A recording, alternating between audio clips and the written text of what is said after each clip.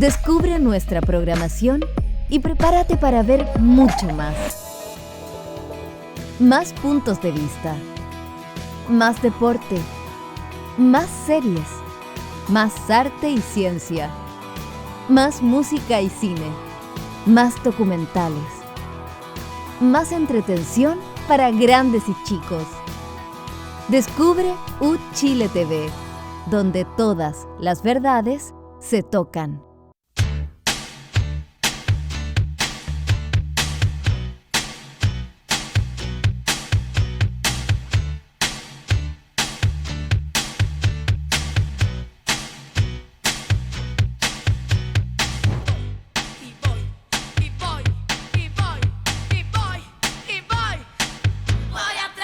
Bienvenidas y bienvenidos a un nuevo programa de Descabelladas. No, si no se me olvida. Lo que pasa es que ayer estuvimos en otro programa.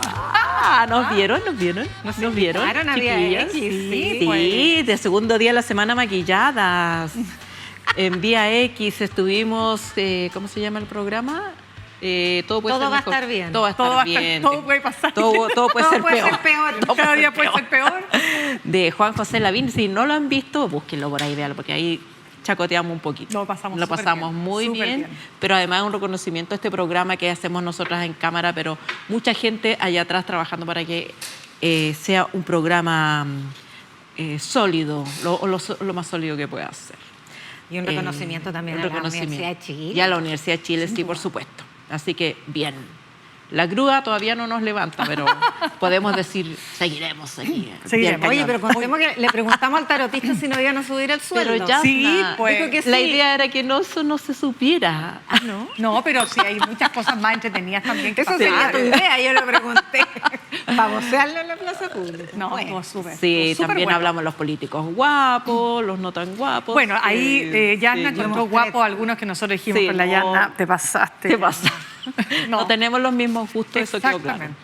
Menos mal. Nos gustan más jóvenes con la Alejandra. Sí. Nos dimos cuenta, Sí, ¿sí o no? tenemos ahí Viejas verdes. viejas verdes, ¿por qué no? totalmente. Mira, No, a mí me gusta madurito. Sugar Mami. Sugar Mami, bueno. Ya, ponte seria. Ya, ponte seria, pongámonos seria. En esta edición vamos a tratar, por supuesto, los temas más políticos, más importantes de la semana, todo lo que dejó el foro y fundamentalmente el tironeo por los casos de derechos humanos, por el tema de los derechos humanos que tiene enredados a los candidatos de la derecha. El golpe a las redes de la ministra Ángela Vivanco, el presupuesto, que también hay agarrones de mecha y patadas debajo de la mesa, vamos a ver qué es lo que está pasando, y una noticia tan sorprendente como luminosa, diría yo. Luminosa porque, más allá de si a usted no le gusta o no le gusta el candidato, el triunfo de Mandani a la alcaldía de Nueva York demuestra que a veces las candidaturas que vienen de abajo, que vienen donde no está todo el dinero, todo el poder, pueden triunfar. Y en su triunfo, Mandani además paseó a Trump, cosa que nos causa mucho interés de conversar con ustedes. Bueno, vamos a partir. Pues tengo que decir quién es la entrevistada. La entrevistada de hoy va en el tercer bloque, María José Abud, ex subsecretaria de la Mujer y Equidad de Género e investigadora de Horizontal Chile. Como que me está saliendo espuma. Ya. No. ¿Qué pasó? Saliendo espuma, he hablado demasiado. No, por He Dios. hablado demasiado. Pero mira, ahí tiene su Me voy a tomar mi Coke. agüita ya. Pero entonces partamos con el tema del foro, que dejó mucho que comentar, pero uno de los temas centrales y que se tomó la agenda es la postura de los candidatos, fundamentalmente los candidatos de la derecha, José Antonio Kast, Evelyn Matei y Johannes Kaiser, respecto a los derechos humanos. ¿A quién le doy la palabra primero? A la Yanna. A la Yas. ¿Por qué? Porque sí, porque yo quiero. Ya, porque Bueno, ella tiene que leer sus papelitos. Ay, fue difícil ese foro porque estuvo bueno el foro, pero cuando Kaiser secundado por Matei, y yo diría que Kast en un riguroso segundo plano, o discreto segundo plano, se refirieron al pinochetismo, a la herencia de violación a los derechos humanos a los indultos que se pretenden dar en Punta Peuco, a la supuesta venganza del plan de búsqueda. En fin, yo me imaginaba qué sentirían los cientos de miles de chilenos que sufrieron exilio, detención, tortura, para no hablar de lo más dramático que fue qué sentirían los familiares de los desaparecidos, que no han aparecido y que son 1.400. Debe haber sido brutal. Yo creo que lo que se está produciendo, y esto es muy grave, porque va más allá de la campaña propiamente tal y de las estrategias para conseguir votos, es una tortura a la memoria histórica. Porque pintar a las víctimas como villanos vengativos es muy doloroso para ellos, pero si no pensamos en ellos, pensemos en la historia de Chile. Es muy doloroso para un país que se vio sometido a actos tan tormentosos, ver que los políticos tienen como oferta una regresión hacia el autoritarismo, aprovechando, porque esto es una instrumentalización que tiene una estrategia, no es solamente reivindicar las violaciones a los derechos humanos y rehabilitar la figura de Pinochet y rehabilitar la dictadura, sino que hay detrás de eso un aprovechamiento del miedo que siempre ha sido un pase directo a la adhesión, porque es la base filosófica, incluso el sustento de la autoridad del Estado. El Estado nace para proteger y las sociedades cambian sus libertades, están dispuestos los individuos a ceder libertades y someterse a un Estado absolutista, lo decía Hobbes, a cambio de seguridad. Y estamos viendo eso, estamos viendo el uso despiadado y cruel de esa sensación, ese sentimiento. Me parece grave. Mira, solo para partir con el tema de lo que fue el debate, creo que fue el mejor debate que se ha visto hasta ahora, porque logramos conocer a los candidatos detrás de la máscara. Es verdad que Kast y también Janet Jara tuvieron un rol bastante secundario. Es más, Janet Jara tomó palco, porque la pelea estaba entre básicamente las derechas. ¿Por qué esto? Porque Kast está absolutamente claro que no puede pisar ningún palito ni pisar en falso, porque esto le puede significar un revés cuando queda tan poco para la primera vuelta. Entonces, creo que en ese sentido él estuvo correctamente en una postura estratégica. Pero lo que pasa con Matei y lo que pasa, bueno, con Kaiser, que lo quiero conversar más adelante, pero lo de Matei me sigue impresionando, fíjate, y me impresiona porque se enreda. Entonces dice, es que no quise decir que la venganza, pero es que en realidad el plan de búsqueda está mal hecho. Puso otro término, el tema de las osamentas en el servicio médico legal, y se une a un coro levantado por la propia candidatura de la ultraderecha como es Kaiser.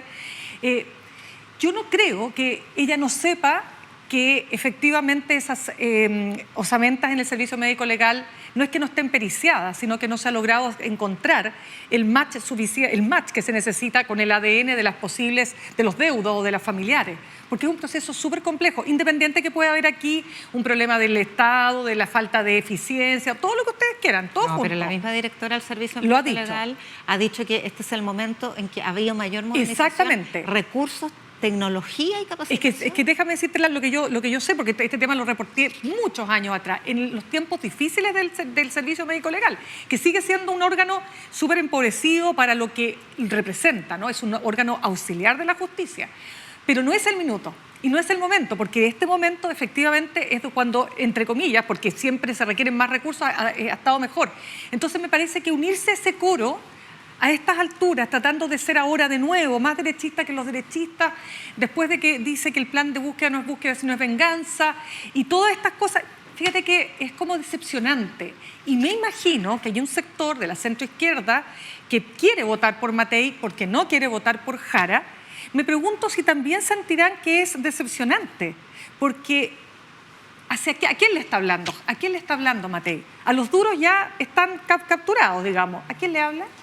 Bueno, lo que pasa es que en ese sentido, las personas que ya firmaron por Matei, el cerebro humano es una cosa muy, muy extraña y todos creemos que las personas piensan racionalmente, pero a veces no es así. Se produce el sesgo de autoconfirmación. Entonces, una vez que yo ya decidí cruzar al frente y ya decidí firmar la carta por Evelyn Matei, lo que hemos visto que ha sucedido, normalmente lo que pasa en la cabeza de las personas es decir, bueno, no, ella quiso decir otra cosa. Empiezas tú a buscarle una explicación para que no haya tanta disonancia cognitiva entre lo que tú hiciste, que supuestamente crees que está bien, y lo que sucede en la realidad. Pero ese es un problema de unas pocas personas. Yo creo que el problema mayor de lo que plantea Evelyn Matei es que ponen, y se suma a otros, ponen el peso de la prueba en las víctimas. Es cierto que el Estado podría haber hecho más por encontrar a los detenidos desaparecidos con las pocas evidencias que hay, con esos pocos restos. Es cierto que se cometieron errores en el pasado porque no existía la tecnología del ADN. Había que mirar los huesitos, muchos cuerpos ni siquiera están completos. Ha sido una tarea titánica, pero además en contra de la voluntad de la derecha como sector político en general y en contra de los violadores de los derechos humanos, que no han aportado hasta ahora ninguna prueba, ninguna declaración. Es cosa de leer las declaraciones que hacen o que han hecho históricamente en los juicios por violación a los derechos humanos. Todos estaban leyendo la prensa, nadie torturó a nadie, nadie sabe lo que pasó con los cuerpos. Entonces, el único órgano que puede y que ha dado alguna respuesta desde el Estado, el Servicio Médico Legal, entre otros los tribunales, pero con el esfuerzo de las víctimas, con el esfuerzo de la Vicaría de la Solidaridad que juntó prueba a prueba, testimonio a testimonio y los guardó en un archivo impresionante, magnífico, que sin ese archivo no hubiéramos tenido ni informe RECTIC ni nada después. Entonces, a esas personas hay que darles gracias, hay que decirles gracias. No es suficiente y tal vez una postura de derecha sincera, honesta sería, no hemos ayudado, no hemos contribuido hasta ahora, nos damos cuenta que es importante cómo podemos ayudar, cómo podemos hablar con nuestros parientes, hablar con las personas que tenemos alrededor para que entreguen testimonios suficientes para encontrar a los detenidos desaparecidos o por lo menos darle una respuesta a los familiares y a todo Chile. Si todos merecemos esa respuesta, todos merecemos saber a dónde los llevaron, qué les hicieron, cuál fue el destino final. Todo lo demás es música, porque cuando tú pides eficiencia en identificar huesos, cuando no has entregado ninguna información útil durante 30, 40 años, es una burla, es una crueldad, como dicen. Sí, además que es muy contradictorio, porque primero es doblemente cruel utilizar el dolor de los chilenos y las chilenas frente al crimen organizado para reivindicar un pasado frente al cual es un sector político que tiene una responsabilidad. O sea, la complicidad pasiva planteada por el expresidente Sebastián Piñera es una verdad del puerto de una catedral y por eso dolió tanto a ese sector. Y la única manera de aliviar esa culpa es reivindicando lo que ocurrió.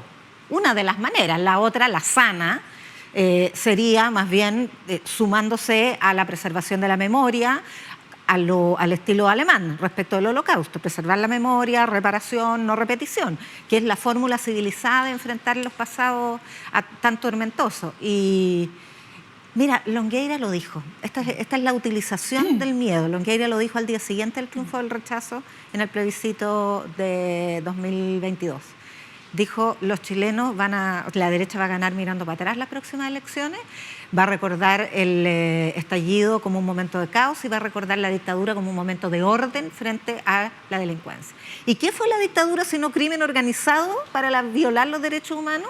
¿Qué fueron la DINA, la CNI, la CNI y el Comando Conjunto antes, sino bandas de crimen organizado con el agravante que dices, Alejandra, de provenir del Estado? Por eso se habla el concepto de terrorismo de Estado, porque eso fue.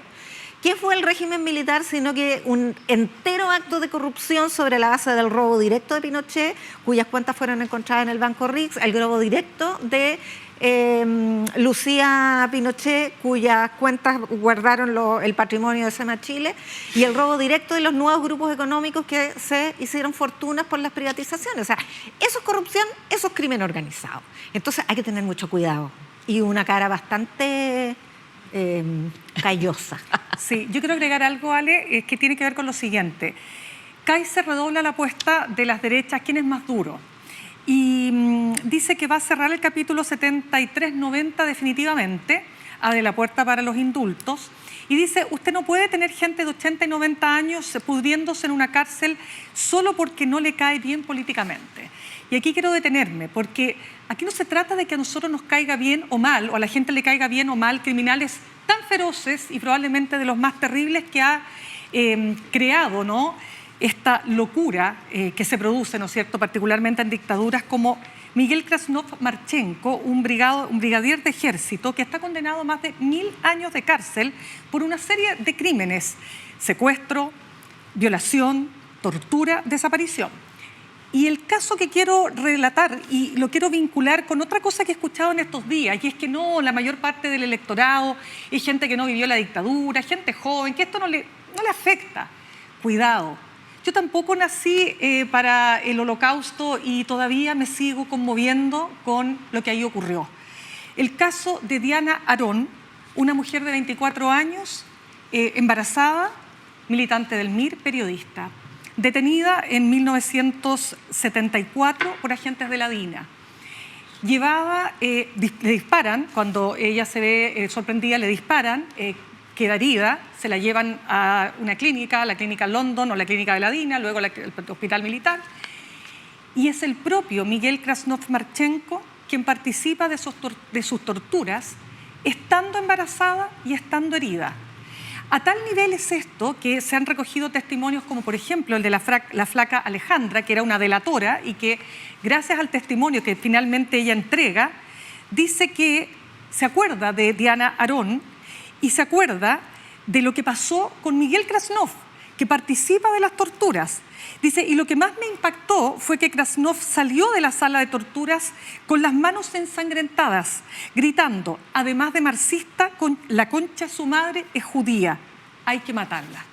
Ese es Miguel Krasnov Marchenko. Entonces, al señor Kaiser hay que decirle, señor Kaiser, si no es que a mí no me guste o me caiga bien o mal, es que lo que usted está diciendo implícitamente es que está dispuesto a indultar a un criminal de los más feroces que ha dado nuestro país. Y eso es lo que no se puede aceptar. No importa la generación, no importa si somos jóvenes, si somos más viejos, si vivimos la dictadura o no vivimos la dictadura, porque hay horrores que no se pueden repetir.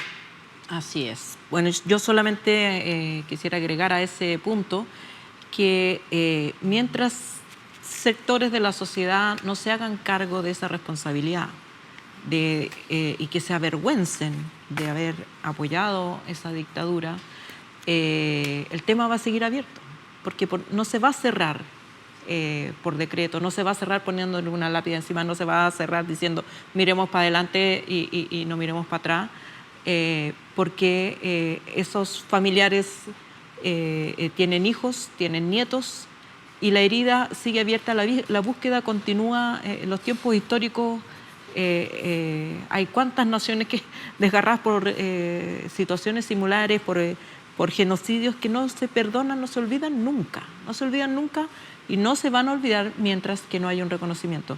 Pero sobre el tema de la venganza, quiero decir que los familiares de las víctimas de violación a los derechos humanos en Chile han sido ejemplarmente adherentes del sistema democrático. No han creado barricadas, o sea, brigadas para hacer justicia por sus propias manos. Le han dejado esta tarea al Estado y a la justicia, a pesar de todo lo que se ha demorado. Y ha sido la justicia la que ha llevado a estas personas a la cárcel, y si no reconocemos y no respetamos los fallos judiciales, entonces no hay Estado de Derecho. Oye, para retomar lo de Kaiser, pero en el contexto del desarrollo de la campaña, claro, porque él en el último foro y en el desempeño que ha tenido las últimas semanas, lo que ha hecho es aprovechar este momentum Kaiser, ¿no?, en que él aparece como el retador, el desafiante, el que, como dice Mirna, le dobla la apuesta a Kast, aprovechando que Kast abandona las banderas morales y culturales. Hubo una entrevista el domingo pasado en La Tercera de Kaiser en que él dice, ojo, que las banderas culturales son lo más funcional que hay en la reducción del Estado. Y a mí me quedo dando vuelta a esa idea, porque lo que significa es no más protección a las mujeres, no más protección a las minorías, no más protección ni inclusión a las personas con mayores dificultades y vulnerabilidad. De eso está hablando. ¿no? A propósito del concepto de aberración de la justicia social del que hablaba Milei, este es el mismo discurso. Pero es un discurso desafiante que resulta atractivo para una juventud que detesta el modelo, detesta el sistema, que cree que todos los políticos son corruptos y el Estado se quiere poner rueda y llevar todo para la casa y no se preocupa de nada salvo de los mismos políticos. Frente a esa rabia, que hay mucha, que es una emoción estudiadamente predominante, este discurso disruptivo, outsider, cruel a ratos, porque es muy cruel, y es cruel no solamente en materia de derechos humanos, sino que también en materia de migración, y en general en todos los ámbitos, ese tipo de personaje puede calar.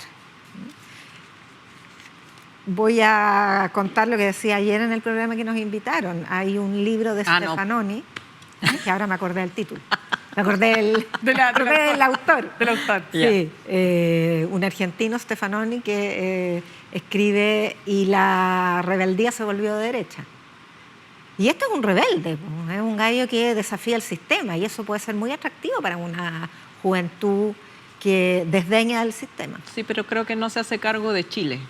Yo creo que Chile, si uno mira el comportamiento del electorado en el último periodo, ese pinochetismo extremo es minoritario.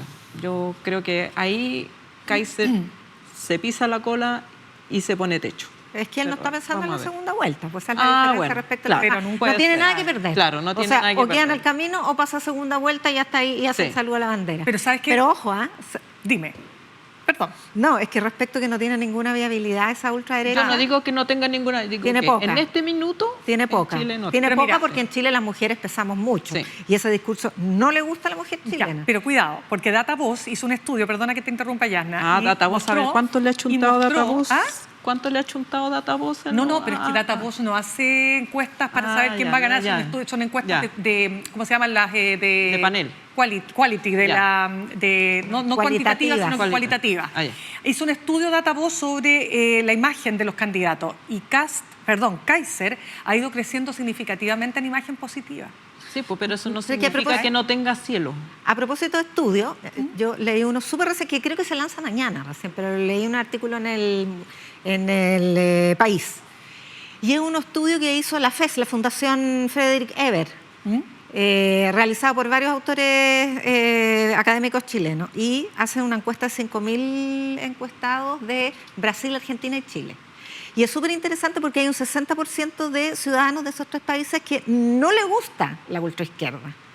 Entonces ellos hacen la pregunta, bueno, ¿y por qué en Europa no llegan a ser gobierno y aquí tuvimos a Bolsonaro, ¿No les a gusta Milei? la ultraizquierda o la La ultraderecha. Dijiste Ultraizquierda. ultraizquierda. Ah, ultraderecha. De nuevo, todo. Ya. Y rapidito que nos queda, necesitamos 3 minutos. Y para bueno, hablar es el fenómeno de la segunda vuelta. En un régimen parlamentarista tienen que formar coalición y no lo logran porque además tiene una derecha razonable el principio de la barrera sanitaria. Pero en los países latinoamericanos que tenemos un sistema presidencial con segunda vuelta, si pasan a la segunda vuelta, la disyuntiva es muy difícil. Entonces, tú puedes tener anti-ultraderechistas que finalmente votan por el mal menor. Eso nomás sería. Ya. Sus señorías, la noticia todavía está en desarrollo porque hubo una audiencia de control de detención, pero no se produjo la formalización, pero ya sabemos que están detenidos el marido de la ministra de la Corte ex ministra de la Corte Suprema, Ángela Vivanco, Miqueles, ¿cuál es el nombre de Miqueles? Gonzalo Miqueles, iba a decir Miguel Miqueles, no. Gonzalo Miqueles, junto a 2 abogados que por delitos que se investigan de cohecho, lavado de dinero y Tráfico de influencias. tráfico de influencias. La formalización va a ocurrir después que vean este programa el viernes, pero les doy la palabra para sus comentarios sobre este tema. ¿Cuánto tiempo tengo? Un minuto. Muy poquito. No, mira, a ver, lo que se llama, esta es la famosa muñeca bielorrusa que se dijo. A ver, básicamente se trata... Ya, un nombre de un machismo. No sé quién inventó ese nombre para el Yo caso. tengo el nombre, pero después te lo cuento. No, bueno, sí, pero también básicamente se trata de lo siguiente. Una empresa bielorrusa de nombre Consorcio Velas Movitec S.p.A. Lleva adelante una serie de trabajos que le tenía que hacer a Codelco en la división El Salvador. trabajos de remoción, hablemos, puede ser súper en grueso. Una contratista de Codelco. Claro, remoción de un consorcio chileno de bielorruso. Exacto. Y que no hay ninguna muñeca de por medio, salvo la fantasía de las bielorrusas. Pero por supuesto, entonces remover escombros, realizar construcción, etcétera, etcétera. Y como no cumple con los plazos establecidos según... Yo voy a contar una parte, tú contáis la otra para no ser tan latera. Como no cumple con los plazos, Codelco dice que la empresa solo había logrado construir el 23% de todo lo que se le había pedido. Ya, pero resumen. Cuento corto, Codelco dice, me tiene que usted de pagar a mí, en el fondo, un 20% del valor, 20 millones de dólares en boletas de garantía, más una serie de otros pagos producto de el no haber cumplido con los contratos. Todo esto, por supuesto, termina judicializándose, termina en la Corte de Apelaciones de Copiapó en favor de Codelco, y lo que hace esta empresa, la Camino Largo, ¿no es cierto?, recurre, ¿no?, respecto de ese fallo a favor de Codelco, y esto termina en la Corte Suprema, ni más ni menos que en una sala, la tercera sala, que en esos tiempos era presidida por el defenestrado juez Sergio Muñoz, pero que estaba de vacaciones. Entonces estaba Ángela Vivanco, la esposa de uno del contador Migueles. ¿Migueles? Sí. Miqueles. Gonzalo Migueles. Gonzalo Migueles. ¿Ah? Migueles. Migueles, Gonzalo Migueles. ¿Y qué es lo que termina pasando? Que por un montón de cuestiones que no alcanzo a explicarles, ¿no es cierto?, finalmente se revierte esta decisión de la Corte de Apelaciones de Copiapó en favor de Codelco y termina siendo en favor de la empresa bielorrusa, y tú sabes que finalmente Codelco tiene que pagar ellos los 20 millones de dólares más 5 millones de dólares adicionales por traslado de las máquinas. Entonces, una cuestión... Pero lo divertido es que todo el mundo no es tan difícil de explicar la razón. Hubo una coima de 45 millones, que es lo que se ha documentado. Por eso te decía. Directo a Migueles y a los dos abogados que representaron, o sea, de los dos abogados que representaron a este consorcio, pagado por el consorcio, por supuesto, para ahorrarse esa cobro de boletas de garantía por un trabajo mal hecho que no se hizo y que además le costó la vida a un trabajador. Entonces, coimas de por medio, vinculando a una ministra de la Corte Suprema que fue destituida y acusada constitucionalmente, pero que se aprovechó de presidir una sala en ausencia de otro ministro acusado constitucionalmente, que cada vez queda más clara la injusticia de la acusación constitucional, porque si el ministro Sergio Muñoz hubiese estado en esas sesiones, la ministra Ángela Vivanco no habría podido perpetrar este acto de corrupción y soborno para ser remunerada a través de su pareja por un fallo funcional que además en un procedimiento rápido, flash, express, que no tenía ninguna causa. Bueno, son 6 fallos en los que ella participó, todos favorables a esta empresa.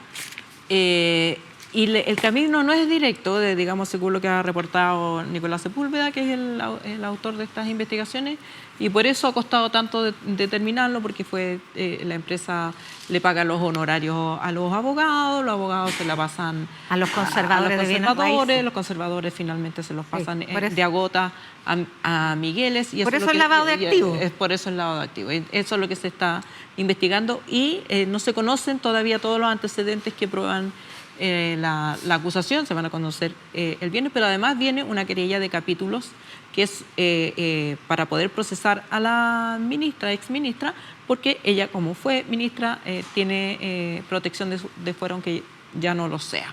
Hay una derivada de este caso que es bien complicada. Se está investigando, a propósito del tráfico de influencia que se indaga respecto de la exministra Ángela Vivanco, la posibilidad de que eso tenga algún tipo de vínculo con la Corte Suprema en su decisión de no remover al ministro Antonio Ulloa, acusado constitucionalmente por la Corte de Apelaciones, y pronto a someterse al Senado para el veredicto respecto de esa... Por lo tanto, esto ha tendido un manto de dudas sobre todo a la Corte Suprema. Esto está directamente vinculado o sale de la causa madre, que es la red de Hermosilla. Entonces, yo creo que es muy complicado para el máximo tribunal del país. Bueno, veremos cómo avanza este caso y ahora nos tenemos que ir a una pausa, sin antes contarles que UChile TV y el Centro de Extensión Artística y Cultural de la Universidad de Chile te invitan a revivir la noche inaugural de la Gran Gala Sinfónica Nacional este próximo viernes, o sea, pasado mañana, 7 de noviembre a las 22 horas. Ya, nos vamos y volvemos en un ratito.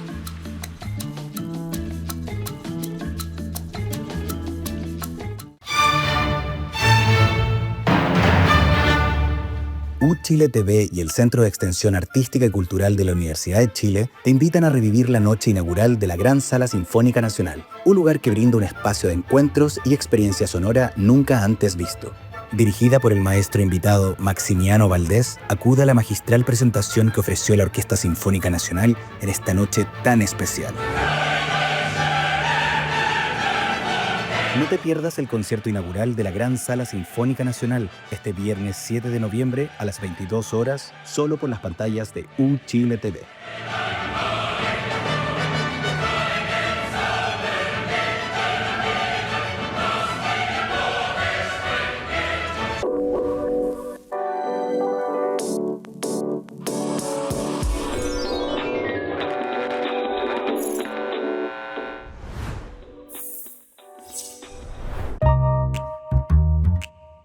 ¿Cómo están? Mi nombre es Felipe Blanco, soy el conductor del programa Dominio Público, un espacio donde el pasado no es nostalgia, sino que es pura vigencia.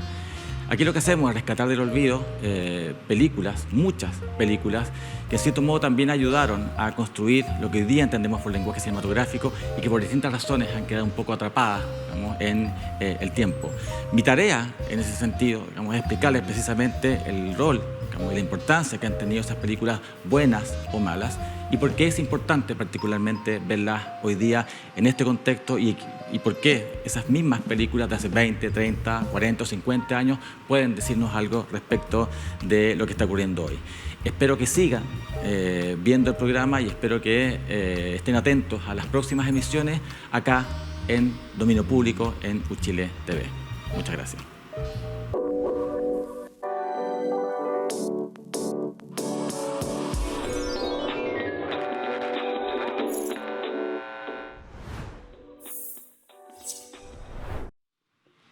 Como si uno no tuviera suficientes cosas que pensar porque viene la elección y que por quién va a votar y qué parlamentario, etcétera.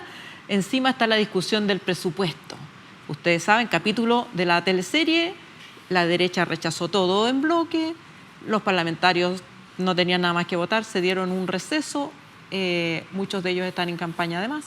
Vuelven justo el lunes después de las elecciones y ahí se van a poner a trabajar. Pero mientras tanto, el gobierno ya inició retomó las negociaciones con la derecha, se sintieron los del socialismo democrático y bueno, así son estas reyertas que tienen que cerrarse el 29 de noviembre, porque si no, se queda el país con el presupuesto que mandó el Ejecutivo al Congreso. Aprobar o rechazar es ahí la cuestión, porque para la derecha es bien complejo la posibilidad de dejar un presupuesto que no le gusta, como es el que mandó el gobierno, y gobernar con ese. Si gana Kast, hay una posibilidad de acción. Los republicanos aquí siempre han votado en contra y en el Senado no tienen ninguna incidencia. Hay un republicano. Esto es una negociación de Chile Vamos con el gobierno y con el oficialismo. Pero si gana Evelyn Matei o Kaiser, los escenarios son completamente distintos. Entonces, este rechazo, que es muy grave, es inédito. Hay que explicarle a nuestra audiencia que el proyecto de presupuesto tiene 3 momentos. El primer trámite es el que fue rechazado, que es se tramita en las subcomisiones mixtas de distintos sectores y en la gran comisión mixta se rechazó. Y después viene lo que se postergó para después de las elecciones, que es el trámite en la sala de la Cámara de Diputados y en la sala de los senadores, donde por supuesto va a haber discrepancias, por lo tanto va a volver a la comisión mixta. O sea, quedan 3 etapas. Todas posteriores a la elección, pero con el plazo fatal del 30 de noviembre, porque constitucionalmente si no se cumple ese plazo, también queda el proyecto tal cual entró. Y hay 3 nudos. Una es la glosa de libre disposición para la próxima administración, que en un acto que fue un acierto técnico, pero un desastre político, el gobierno decidió suprimir. o cambiar por esta idea de que se pueden hacer más reasignaciones de las constitucionalmente permitidas. 2, los planes sociales que se rebajan, que por supuesto siempre los parlamentarios llaman a recortar, recortar y recortar, pero cuando le tocan el plan que afecta a su electorado, ahí no, pues ahí hay que subir presupuesto. Y tercero es una situación de mucha desconfianza respecto al cálculo de los ingresos fiscales, porque el próximo gobierno le va a tocar administrar un presupuesto con gastos comprometidos por el presupuesto que podrían, dada esta desconfianza, no tener financiamiento, dado que los ingresos previstos por este gobierno en el informe del presupuesto no serían tales, serían menos. Básicamente esa es la discusión. Ya, pero ¿y? ¿Y qué va a pasar con eso? ¿Qué va a pasar? Bueno, su análisis. El rechazo fue para la galería, pero bueno, voy a hablar yo nomás de esto, Sí, que hago una pues, Pero si usted no me cuesta usted es nada. la que usted ya hizo el resumen. Me traen el pizarrón, Su por favor, cámara. Oye, ¿sabes que con y hago pizarrón? unos Su monitos. cámara. Yo creo que con Su pizarrón cámara. quedaría súper bien. A ver, respecto del primer nudo, que es la glosa de libre disposición, se tendrá que dejar una pequeña glosa de libre disposición, porque no se puede, ahí está aquí incluso la demanda de la propia candidata oficialista de por medio, que ella quiere y Para dice la que quiere, reconstrucción y no de le queda Viña. alternativa, porque en realidad es políticamente inviable no tenerla. De verdad, es técnicamente un acierto, por eso lo recomendó un grupo de expertos, asesores, etcétera, pero políticamente inviable. Respecto a los programas sociales, efectivamente se les rebajó los programas mal evaluados, que es la clásica crítica de que malos programas se gastan la plata. Se rebajó en un 15% el financiamiento de los programas mal evaluados y se subió en un 2% el financiamiento de los programas bien evaluados. Pero ahí vienen los problemas de los parlamentarios en su reelección. Ahora, como esto se va a votar después, ese problema va a dejar de existir. El problema social. El problema de las sabanitas cortas, le digo yo, porque por una parte se demanda subir presupuesto y por otra parte, no, pues hay que recortar por austeridad fiscal. Y el tercer problema, que es el de los ingresos fiscales, yo creo que también se va a disipar por lo siguiente. Ya salió, hay informes mensuales de ejecución e ingresos que hace la DIPRES. Y en general, hasta ahora, la predicción de ingresos fiscales, estos son auditados por la Comisión Fiscal Autónoma, son técnicos que van más allá de los gobiernos, o sea, son cuestiones que se hacen con bastante seriedad. Más allá del mito de que este gobierno no sabe sumar y restar, que es mentira. Lo que pasa es que cuando hay volatilidad en los mercados internacionales, evidentemente que los márgenes de acierto son menores. Ocurrió en la crisis subprime, pero bueno. Esos ingresos están alineados, están siendo alineados. El gobierno efectivamente temió en algún minuto que su cálculo de ingresos fiscales para el próximo 2026, que es el que financia el presupuesto de la Nación, podría ser errado, pero no lo va a hacer. Este informe confirma la cifra en la medida en que se va acercando el momento de verificar la meta fiscal, se va precisando obviamente el cálculo, que son proyecciones. Se cumpliría. Y además, la recaudación más importante, que fue la de ley de cumplimiento tributario, todos estos recortes de evasión que se iban por... también se está cumpliendo. De hecho, ya está cumplido. Lo que dijo Impuesto Interno es que la recaudación que se había previsto lograr por la vía de la ley ahora de antielusión y cumplimiento de... No me miren así, pues si me pidieron que lo explicara. Pero si te estamos mirando, Le falta bostezar nomás. ¿Cómo se llama? La predicción de recaudación vía ley de cumplimiento tributario ya está cumplida y no ha terminado el año. Por lo tanto, ese tema también se va a despejar. La última vez que se rechazó el proyecto de presupuesto en Chile hubo una guerra civil. No sé si se acordarán. No están las cosas tan terribles, pero hay un enervamiento y una crispación política, sobre todo en el Parlamento, porque necesitan y votos. Se juegan sus No, pues pegas. son votos de aquí a 16. Pero después, cuando se reanude todo esto, va a quedar muy poco tiempo para un A trabajo matacaballo. técnico. Lo van a hacer Igual a se está matacaballo. haciendo. Pero siempre lo igual se está haciendo. van a sacar igual. No, y el trabajo técnico igual se está haciendo. Ayer hubo reunión con del ministro de Hacienda con la oposición. Hoy día, mañana se juntan los equipos técnicos. O sea, esto también es harto para la galería. Se sigue negociando como todos los años. Es mucho para la galería y raya para la suma. A la oposición tampoco le conviene rechazar, porque si no queda el presupuesto que presentó el Ejecutivo. Así que el acuerdo se va a producir y está esa barrita de chocolate de los montos de libre disposición, que será técnicamente impecable, como dijo un acierto. A mí me parece que los aciertos técnicos no son tales, no son aciertos si no se considera la variable política. No, Por eso dije acierto técnico y error político. Sí. Igual existen las dos dimensiones. Pero sí. Concédele alguna importancia a los técnicos. Sí, le concedo importancia, pero creo que los gobiernos tienen que hacerse cargo de la variable política, porque si no, también recordemos el caso del Transantiago, que en los papeles se veía fantástico. Así que no se preocupen, después de las votaciones va el presupuesto. ¿Usted algo que añadir? O sea, lo que te digo, que esto es un presupuesto que está atrapado en el campo minado de la campaña electoral. Es visible, no creo que a la gente le importe demasiado, porque de verdad que es un tema que se concentra, ¿no es cierto?, en una pelea de partidos políticos, en un Congreso que lo hemos dicho tantas veces está bastante desprestigiado, digamos. Estoy diciendo puras palabras, puros lugares comunes, porque esto ya es parte del libreto, y cuando llegue el día lunes 17 van a tener que ponerse las pilas, no sé de qué manera, pero van a tener que sacarlo. Ojalá que a matacaballo no signifique que lo saquen mal, porque finalmente va a ser el presupuesto que va a heredar el próximo gobierno. No, pero además el papelito ya está hecho, ya no es como que lo están construyendo, es solamente aprobar o rechazar. Exacto. No, pero ahí es cuando se mete, ¿cómo se dice? La cola del diablo. El detalle está la cola del diablo, no sé qué. Claro. Ya. Y siempre termina con consomé a las 4 de la mañana. Oh, qué Es un clásico. Es un clásico. O sea, diputados, Me asesores y pregunto si periodistas. Jimena Rincón se va a estar tomando el consomé. ¿Y qué si no? Porque ella No, ella está haciendo- ella está ahí dirigiéndose a esa comisión, Eso sí que es dándose banquete. Eso sí que es venganza, ¿no? Sí. ¿Sí o no? Donde no se ha aprobado el presupuesto es en Estados Unidos, pero no importa, porque no vamos a hablar de eso. Vamos a hablar del triunfo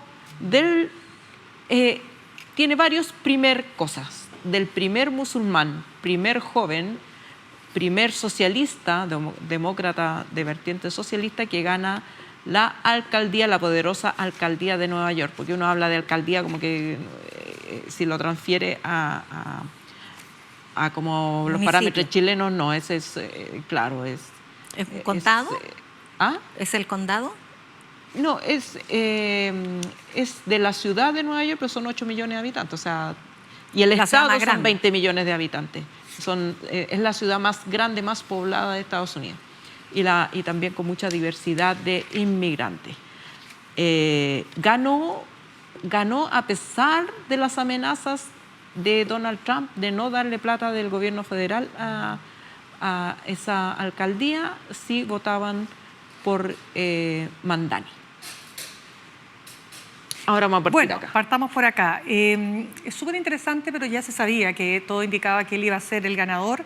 Esto es como contracíclico, ¿no? Es como cuando los canales de televisión más pequeñitos tienen que contraprogramar respecto de los más grandes. Y se termina produciendo un fenómeno que es bien interesante, pero que si lo llevamos a la política es contraintuitivo, en el sentido de un país que está dominado por un liderazgo muy autoritario y liberal, y de pronto aparece en una importante ciudad un alcalde musulmán nacido en África, que tiene ideas progresistas, porque en Estados Unidos cualquier cosa es ya el comunismo soviético. Pero y la él se autodenomina socialista. Socialista. Es socialista. Exactamente. Y levanta, ¿no es cierto?, a través de redes sociales, sin grandes recursos, en contraste con su competidor también del Partido Demócrata, Andrew Cuomo, logra conseguir que la población afroamericana de los barrios, los latinos, pero también gente que más acomodada, no los grandes ricachones de Estados Unidos, digamos, que pueden votar por el Partido Demócrata, logren apostar por este liderazgo nuevo, refrescante, que sin duda supone un cambio generacional e ideológico. Y me parece que hay que verlo en una situación, creo yo, todavía muy acotada a una ciudad liberal, pero creo que todavía pensar que eso puede significar el comienzo más allá de los buenos deseos del propio Barack Obama, ¿no? Para que se empiece a producir, si tú quieres, la posibilidad cierta de hacerle una especie de contraste a este liderazgo trumpista, me parece que todavía es muy apresurado. A ver, un dato freak que me llamó mucho la atención, dolorosamente la atención, es que un par de ministros de Netanyahu, israelíes, dijeron que los judíos de Nueva York iban a tener que huir porque este señor es hijo del Al-Qaeda que destruyó las Torres Gemelas. Digo, porque es un acto de desesperación tan parecido como el cohecho electoral que pretendió desplegar Donald Trump, amenazando con el desfinanciamiento de la ciudad por la vía de los recursos federales, ¿no? Sí. Cohecho electoral que sí le resultó en Argentina, en todo caso, porque hay un poco más de desesperación. Y no sé si porque los presupuestos estaduales y de las ciudades tienen mayor autonomía, mayor seguridad. Ahí me declaro ignorante. Pero, dicho eso, creo que Mamdani es interesante no solo por lo que él representa, por sus condiciones, su etnicidad, su religión, lo que marca una capacidad de inclusión de la sociedad neoyorquina, que en todo caso es un oasis respecto de otras ciudades gringas, aun cuando en las principales elecciones de gobernadores también se impuso demócrata. Pero él es mucho más que eso, porque creo que puede convertirse en un nuevo modelo de reencuentro de la izquierda con la clase trabajadora, producto de la agenda que impulsó. Él impulsó una agenda totalmente materialista, basada en derechos sociales, fundamentalmente accesibilidad para la vivienda, transporte y sala cuna. O sea, cómo poder trabajar sin estas vicisitudes que fragilizan tanto la vida del mundo popular. Y creo que si tuvo éxito allí, podría convertirse en un nuevo modelo de reencuentro de la izquierda que está tan rezagada del mundo popular en favor de la ultraderecha que sí ha ganado terreno en ese electorado.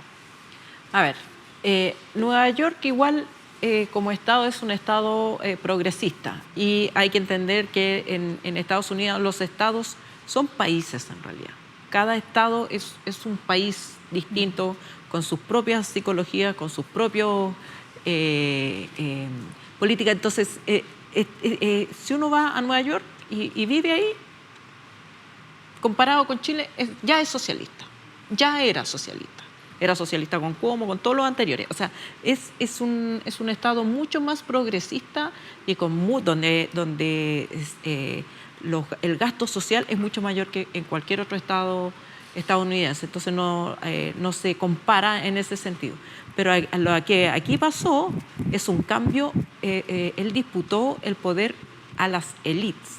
Y en Nueva York las élites, si bien son progresistas, son muy millonarias y fundamentalmente son de origen o son descendientes del pueblo judío. Son gente progresista que están en el arte, en las comunicaciones, en los bienes raíces. Muy millonarios. Hay que ver cualquier película. De paso, la comunidad ortodoxa judía votó por Mamdani. Exactamente. Entonces, ¿qué se produjo? Que él logró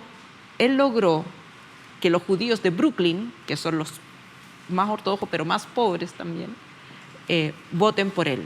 No solamente los judíos, todo el mundo. O sea, él logró identificar la contradicción de clase. Él tiene votos de todos los sectores y de la base demócrata, de todos los sectores, de todas las ascendencias de cualquier nacionalidad, pero lo que los identifica es que les cuesta llegar a fin de mes, porque lo que sí es caro en Estados Unidos es la vivienda, y particularmente en Nueva York, porque hay mucha inversión inmobiliaria. Entonces la gente o arrienda unas cositas así chiquititas donde tiene el baño encima de la cocina, digamos, aparecen todas las películas, pero el costo de la vida se había hecho muy alto, y él logró representar, y en eso estoy de acuerdo contigo, que él hace un discurso en favor de la clase trabajadora, y eso resonó con mucha gente, y yo creo que ese es un mensaje para para el Partido Demócrata estadounidense, que perdió esa conexión.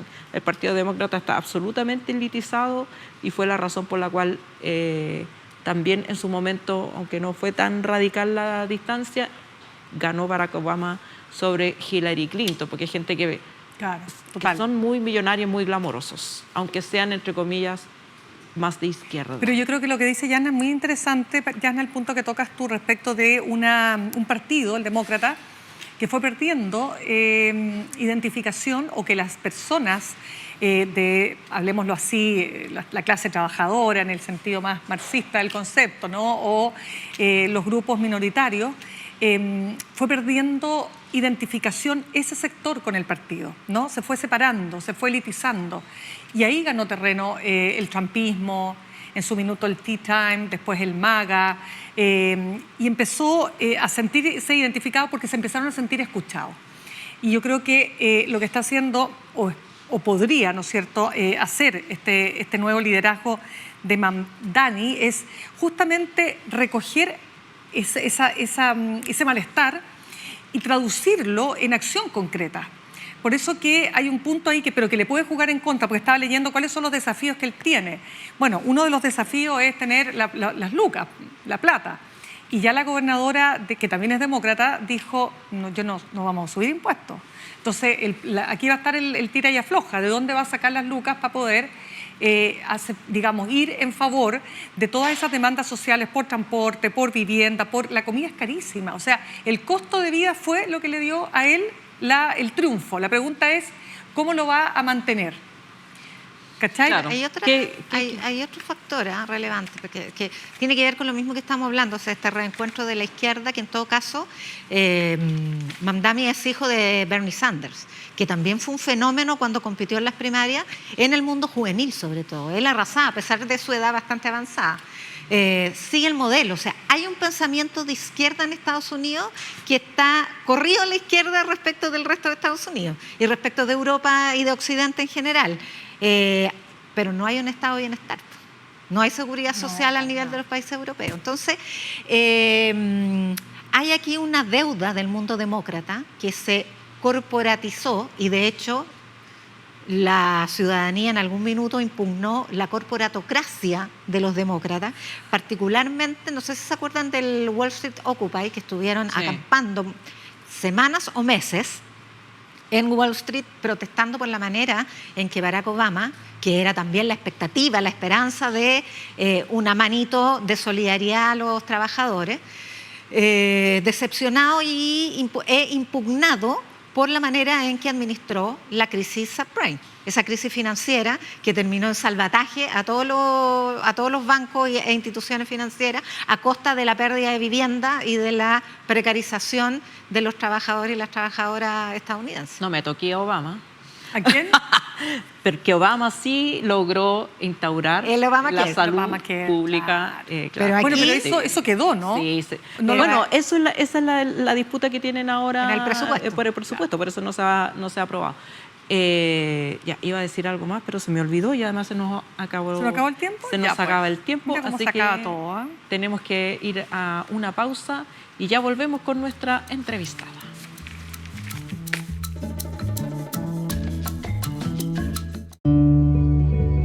El Museo Violeta Parra abre sus puertas para presentarnos 10 sesiones de destacados artistas musicales en medio de sus muros y pasillos cargados de historia. Porque la música no solo suena, también evoca, sana y mantiene viva la memoria. Todos los sábados a las 21:30 horas, sesiones Museo Violeta Parra, solo por las pantallas de UChile TV.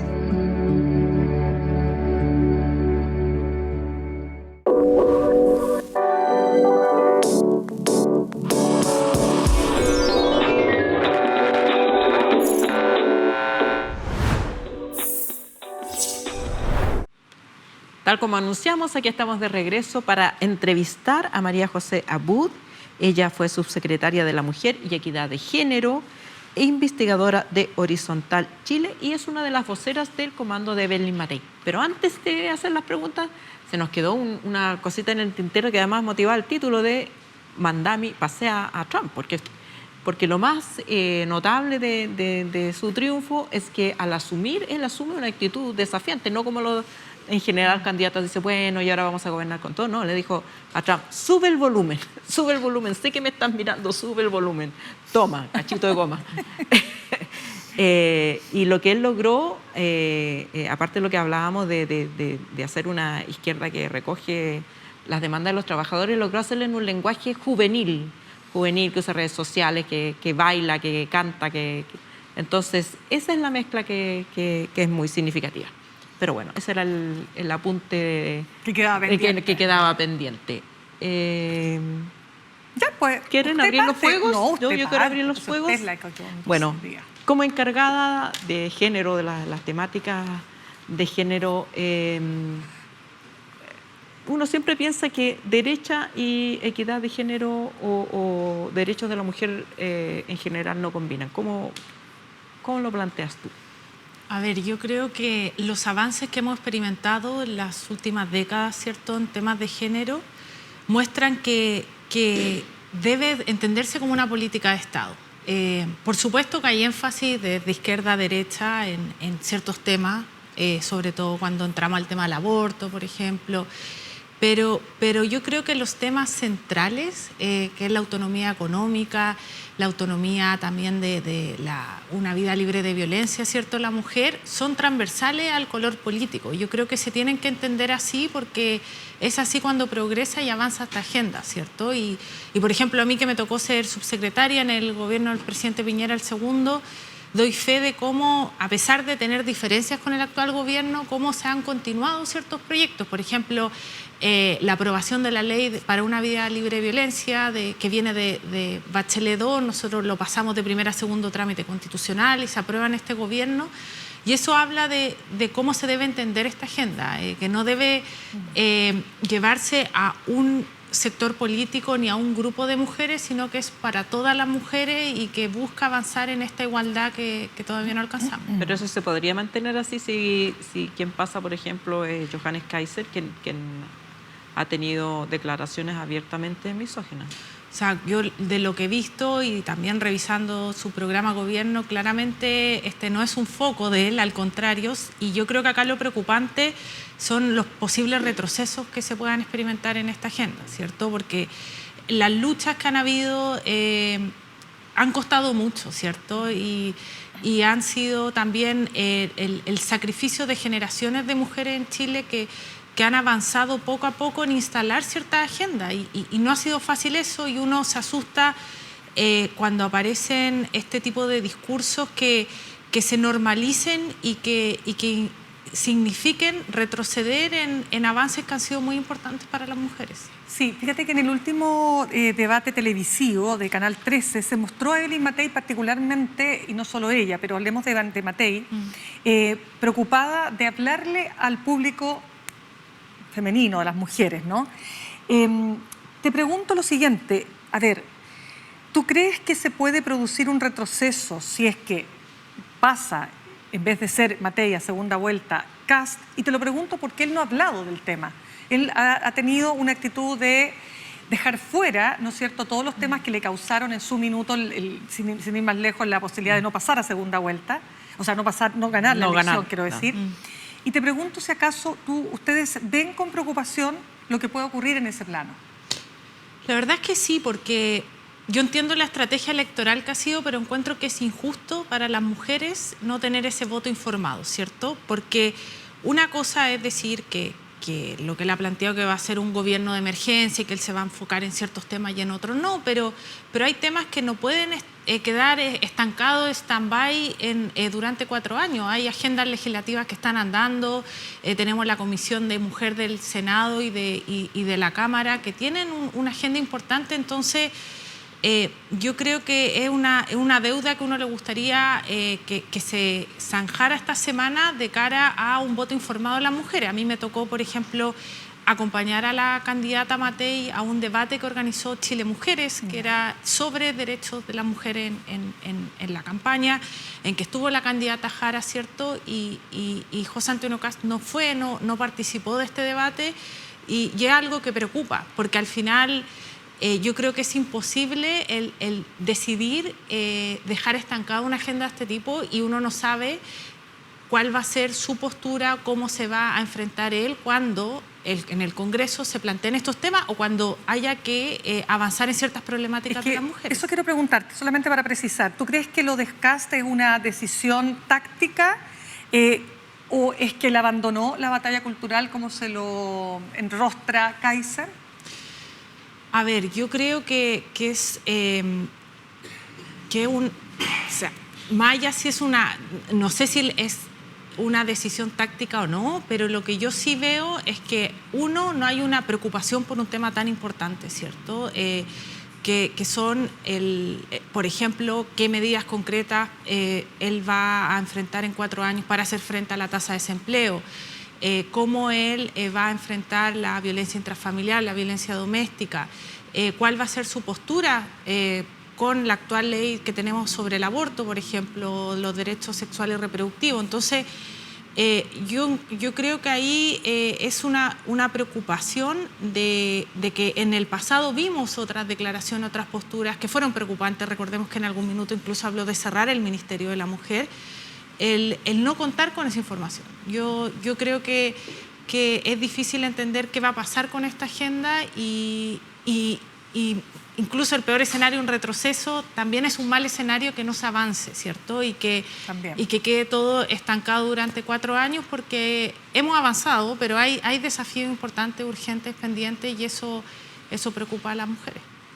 María José, pero en este contexto de preocupaciones sobre un aspecto que es muy importante para el electorado chileno y para las electoras chilenas, que le costó la elección en buena medida a Kast en 2021, a mí me llamó mucho la atención que después de que Evelyn Matei dijera no me voy a pronunciar respecto de apoyo en segunda vuelta porque voy a ganar yo, una renuencia a dar un apoyo tipo cheque en blanco, el domingo el diputado Diego Schalper dijo, bueno, se diga lo que se diga, al día siguiente de la elección tenemos que formar un comando unitario y trabajar todos en torno a se diga lo que diga y gane quien gane. O sea, se entiende por lo tanto que disposición a respaldar a Kaiser también existe, a pesar de todas las posturas que él tiene respecto a los temas de género. Entonces, me llama la atención, ¿va a ser así sin condiciones?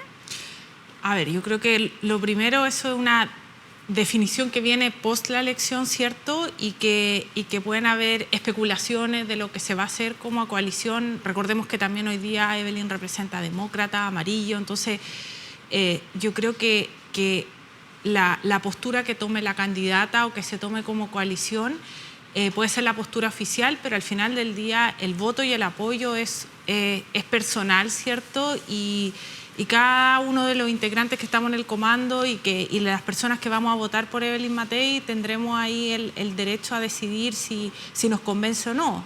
A mí personalmente no me representa un candidato en lo que ofrece a las mujeres, en lo que no está ofreciendo, no está contando, me genera duda y es mi decisión personal. Y yo creo que parte también de lo que ha transmitido la candidata es más allá del apoyo político que ella llama a dar como sector. Por supuesto que la decisión de apoyar o de qué rol jugar en una campaña es totalmente personal y en la medida que ella también convoca a este gran equipo, ¿cierto? Y a un equipo amplio, diverso, que pensamos distintos desde la UDI hasta Demócrata Amarillo, se entiende que también no todos van a tomar la misma postura de cara a una posible segunda vuelta.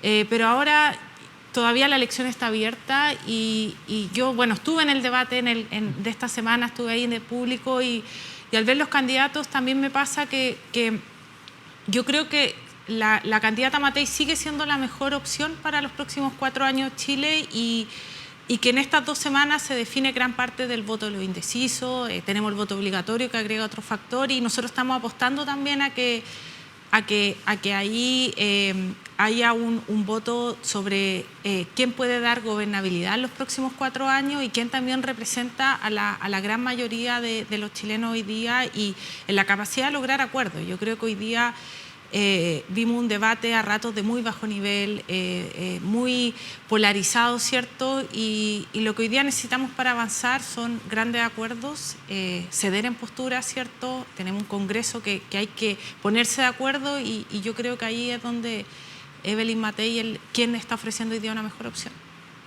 María José, pero Matei no fue muy clara, por ejemplo, respecto del tema de los derechos humanos, o se confundió, se enredó, pero ¿cuál es? Parecía a ratos estarle hablando al mismo público de Kaiser, al mismo público de CAS en esa materia.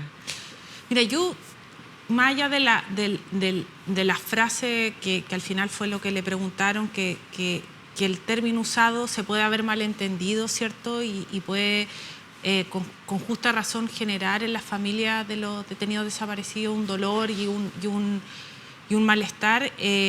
Yo creo que acá lo importante es diferenciar las posturas que existen dentro de la derecha. Yo creo que acá hay una zanja importante entre la mirada que puede tener Kaiser, ¿cierto?, y la mirada que tiene Evelyn Matei al respecto. La candidata lo volvió a repetir en el debate, que ella tiene un compromiso profundo con los crímenes cometidos en dictadura, ¿cierto?, que este plan, ella lo ha dicho reiteradas veces, lo va a continuar impulsando en su gobierno. Y a mí me parece que las explicaciones que ella dio iban a la gestión y a los políticos que pueden haber detrás de lo que busca, del plan de gobierno, el plan de búsqueda, cómo se ha manejado.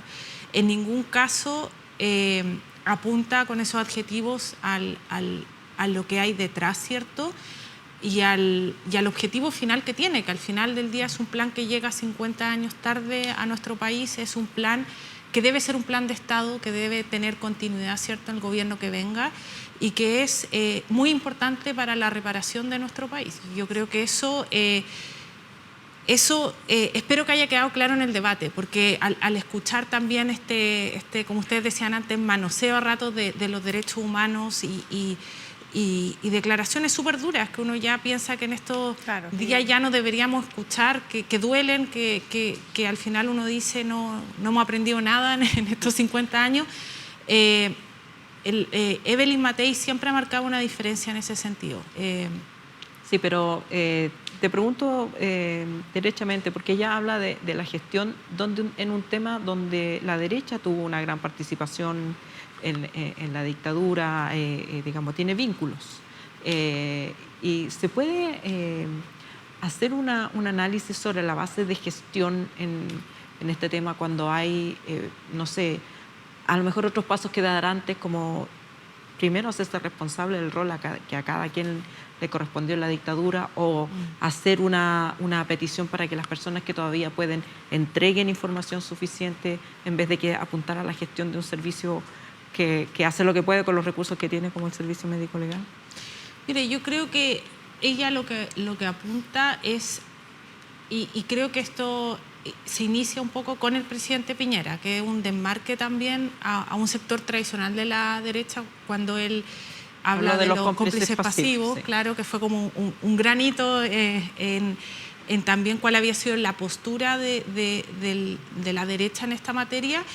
Y yo creo que Evelyn Matei representa esa postura y va en esa misma línea. Y parte de lo que ella va a buscar en un futuro gobierno es verdad, justicia, reparación, y creo que es arriesgado para un sector político en que uno escucha en el mismo debate personas como Kaiser con una postura de ese estilo que es bastante disruptivo para el sector. Yo creo que siempre se puede hacer más y también va a ser parte de la agenda del futuro gobierno, pero yo creo que acá lo importante es que se transmita que esto es una política de Estado y tiene que ser concebida como tal. Y no sé si todos los futuros presidentes de derecha estarían dispuestos a continuar un plan tan importante. María José, ¿qué crees tú que pasó para que la candidata pasara de estar en el top de las adhesiones, ¿no?, a estar a veces jugando en una situación o transitando, mejor dicho, entre un tercer y un cuarto lugar? ¿Por qué y qué ha pasado ahí? Mire, yo creo que son varios factores. Esto no es un único factor. Yo creo lo primero es que es una campaña muy larga. Evelyn parte antes que todo, ¿cierto?, liderando la encuesta y cuando ya era alcaldesa ya la tenían de candidata, ¿cierto? Y obviamente que las campañas largas son más complicadas, ¿cierto? Desgastan. Y eso obviamente yo creo que ha tenido un costo. Y también yo creo que porque han aparecido personajes como Johannes Kaiser, candidatos que al final han tenido roles, que no quiero usar la palabra populista, pero quizás que de prometer cosas desafiantes, que al final es difícil cuando tú tienes un compromiso con hacer un programa serio, técnicamente plausible, estar doblando la apuesta a personajes que están dispuestos a prometer cosas que no van a poder cumplir. Y ahí yo creo que el equipo de Evelyn Matei, que venimos trabajando hace un año, y somos un equipo de 500 personas que hemos recorrido Chile, que hemos trabajado en hacer un programa con visión de futuro, que mire a Chile a los 15, 30 años, que atienda las emergencias, pero no es un gobierno de emergencia el que viene, sino es también de continuar con políticas de Estado, ¿cierto? Y de buscar los acuerdos que no hemos sido capaces de alcanzar en los últimos 2 procesos constitucionales fallidos que tuvimos. Entonces, yo creo que también hay un fenómeno a nivel mundial, ¿cierto? Lo vemos en Estados Unidos, con Trump y en distintos lugares en que vemos que la polarización y los extremos han tomado mucho espacio. Yo creo que eso ha jugado en contra a una candidatura que técnicamente es muy seria y que quizá ella nunca va a estar dispuesta a ofrecer algo, y me consta porque yo he estado conversando con ella en muchos temas y tiene una responsabilidad de comprometerse a cosas que se puedan hacer, ¿cierto? Con mano firme, con mucha decisión. Ella, bueno, fue ministra del Trabajo cuando se crearon 1 millón de empleos, fue alcaldesa, tiene mucha experiencia en el mundo público y tiene mucha experiencia en avanzar en acuerdos y en temas difíciles. Ella armó un plan de seguridad en Providencia que hizo un antes y un después en la comuna, y por lo mismo ella tiene una seriedad de decir lo que va a hacer y lo que no puede hacer, pero esa seriedad no implica no tener conciencia de las urgencias y no actuar con sentido de celeridad en cuanto a quizás las principales 2 urgencias que tenemos hoy día, que es la seguridad, ¿cierto? Y por otro lado, la necesidad de retomar el crecimiento económico y poder así generar más empleos. María José, tú como economista has estado bien involucrada en el trabajo técnico de formulación presupuestaria, revisión de metas fiscales, etcétera.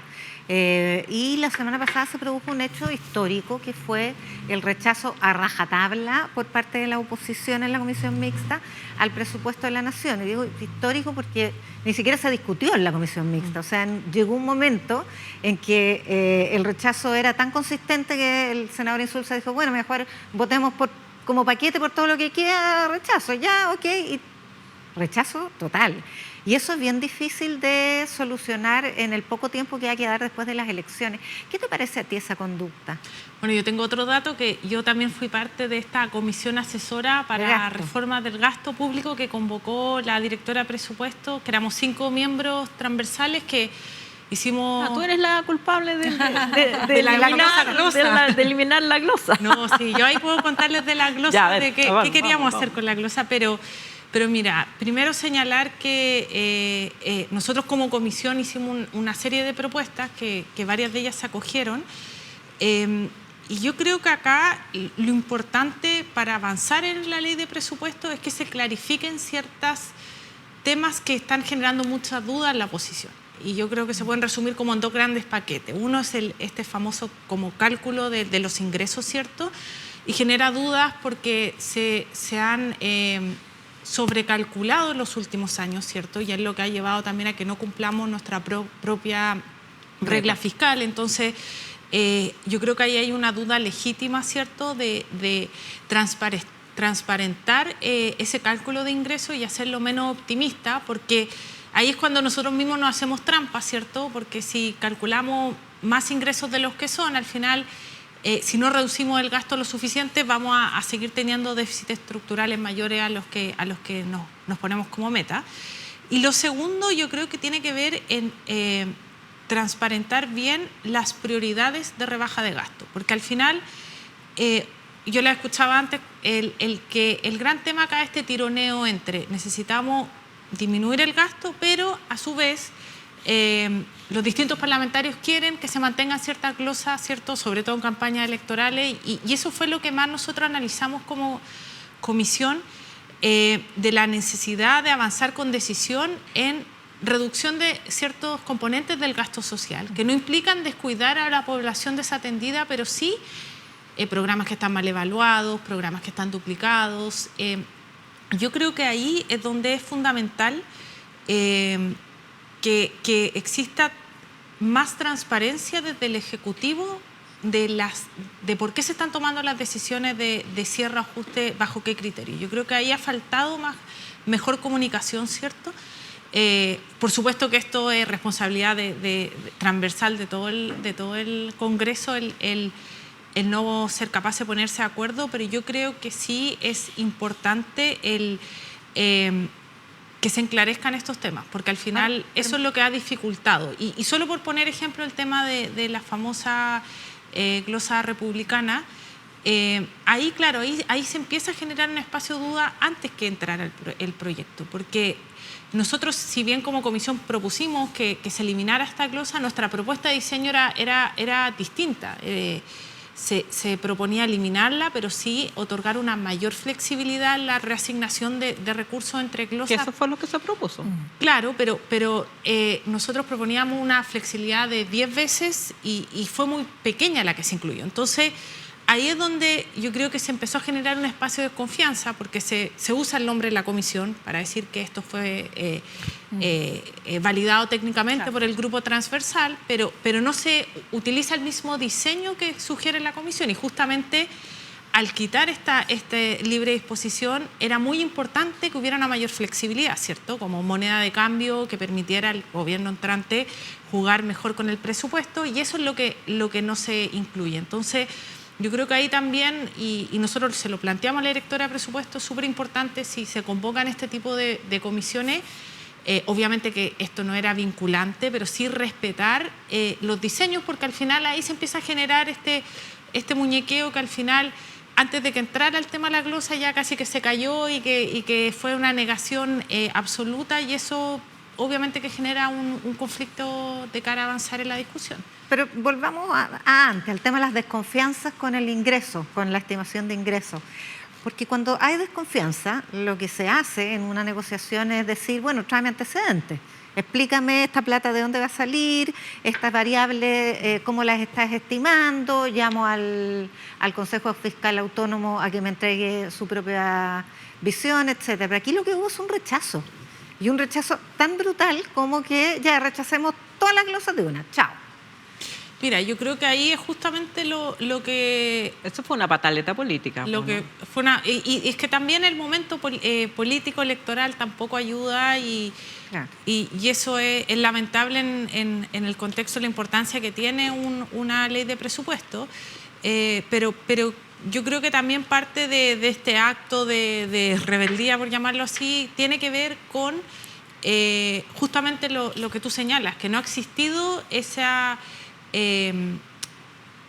disposición del Ejecutivo a transparentar, a revisar y ajustar. El mismo Consejo Fiscal Autónomo también cuestionó los cálculos de ingresos e hizo un llamado a una mayor cautela. Entonces, yo creo que acá hay una doble responsabilidad, y lo que yo entiendo de este hecho inédito también responde a eso, a decir, tenemos que tomar esta medida extraordinaria o inédita porque necesitamos que efectivamente nos digan las variables, nos digan los datos que usaron, y ahí lleguemos primero, antes de ir a hilar fino y a glosa por glosa, a entender este cálculo de ingresos, y eso es lo que ha faltado. Entonces, yo creo que en la medida que se den esas discusiones, ¿cierto?, esa transparencia y esa flexibilidad por parte del Ejecutivo, va a ir avanzando la discusión. María José, nos quedan poquitos minutos, pero tengo que hacerte 2 preguntas fundamental. Dos en Una y dos. Dos en una. Una, ustedes también proponen recortes presupuestarios importantes y si bien los ojos han estado puestos en José Antonio Kast, ¿de dónde van a recortar presupuestos? Recortarían en caso de ganar la presidencia. Y te escuché hablar de las diferencias en el tema de la despenalización del aborto. Matei, ¿está por la despenalización del aborto sin condiciones?